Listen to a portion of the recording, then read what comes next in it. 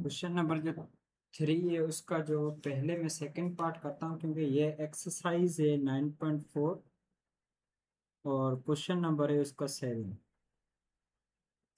ठीक है, तो इन्होंने क्वेश्चन दिया हुआ है 6xy plus 2y² -5 dx plus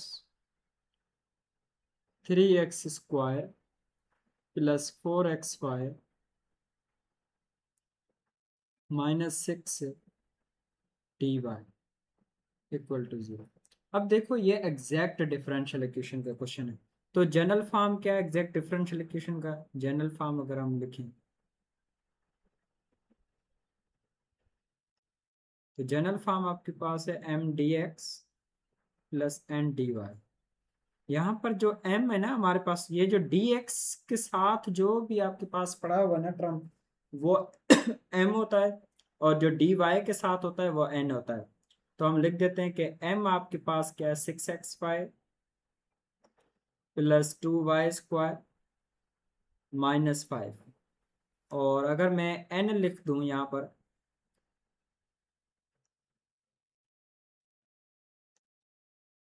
n अगर मैं यहाँ पर लिखूं ना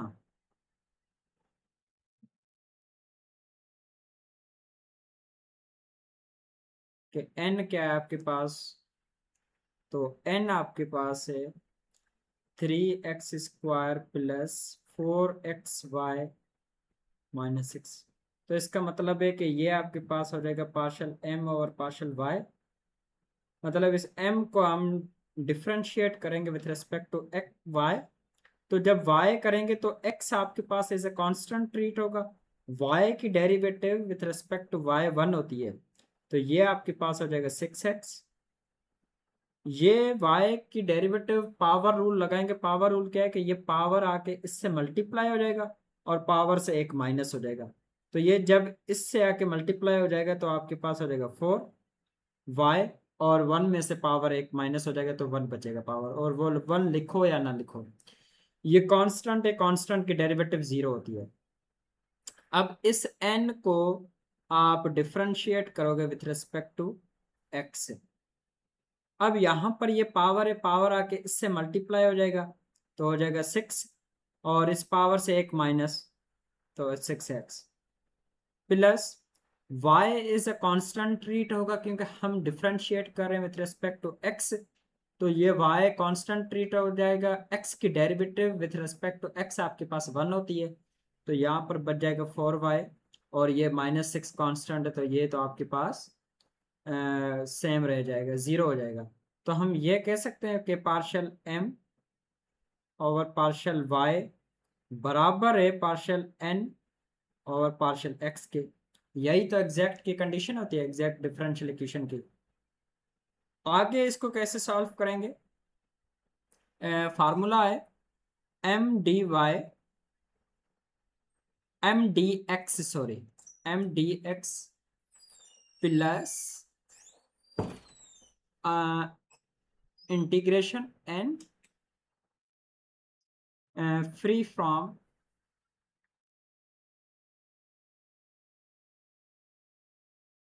x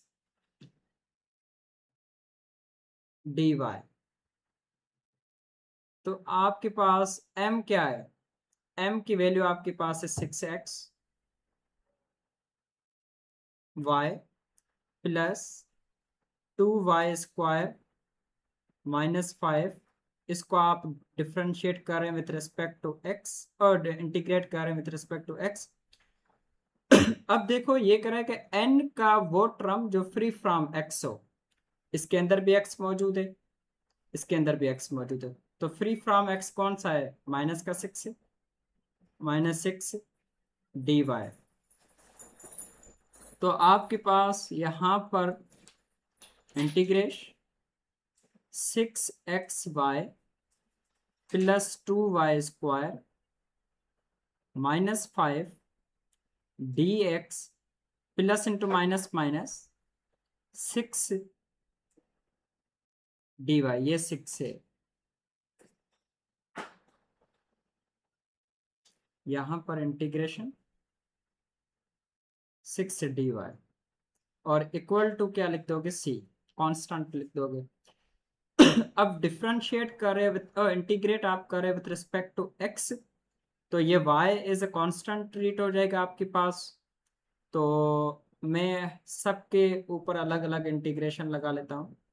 integration 6xy dx plus integration 2y² dx minus 5 dx minus 6 dy equal to c। अब जब with respect to x integrate करोगे ना, तो इसके x के पावर में एक प्लस करके, ऑलरेडी तो 1 पावर है तो 1 में 1 प्लस करके वो उससे डिवाइड करवा लोगे, तो आपके पास बचेगा 6x² 2, ये y सेम रहेगा, प्लस यहाँ पर देखो x का कोई टर्म नहीं है, तो जब कांस्टेंट होता है तो उसकी integration with respect to x x ही बचती है आपके पास, तो ये बन जाएगा 2xy² माइनस 5x, और ये माइनस 6 से कांस्टेंट है, कोई y का टर्म नहीं है, तो ये 6 के साथ y आ जाएगा इक्वल टू c। यहाँ पर अगर हम सिंप्लीफाई करें 2 का टेबल 1 टाइम, इसको 3 टाइम, तो ये हो जाएगा 3x² plus 2xy² minus 5x minus 6y equal to c। ये आपके पास इस पहले क्वेश्चन का जवाब है। अब अगर हम इसके सेकंड पार्ट को देखें,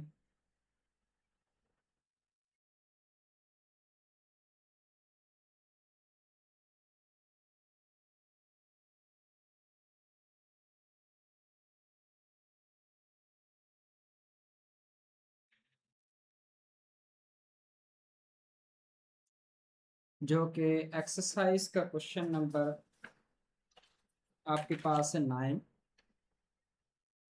क्वेश्चन नंबर 9। क्वेश्चन है आपके पास, सिंपल क्वेश्चन है, y cos x plus 2x e⁻y और इसके साथ dx गिवन है, plus sine x bracket sine x plus x² e⁻y -1 dy। Again आप देखो ना, ये जनरल फॉर्म में लिखा हुआ है, कौन सी फॉर्म में लिखा हुआ है, mdx plus n dy equal to 0, exact equation की फॉर्म में लिखा हुआ है, जहां पर m आपके पास है y cos x plus 2x e⁻y, और जो n है वो आपके पास लिखा हुआ है,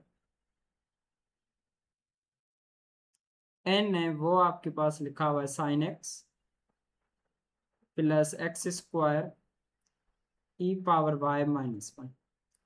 तो यहाँ पर अगर हम देखें पार्शियल m और पार्शियल y, m को डिफ्रेंशिएट करें विद रिस्पेक्ट टू y, यहाँ पर देखो ना cos x से ये तो एज ए कांस्टेंट ट्रीट होगा क्योंकि ये x का वेरिएबल है, तो जब y cos x की डेरिवेटिव करोगे ना विद रिस्पेक्ट टू y, तो y की डेरिवेटिव 1 हो जाएगी, बाकी बचेगा क्या आपके पास cos x।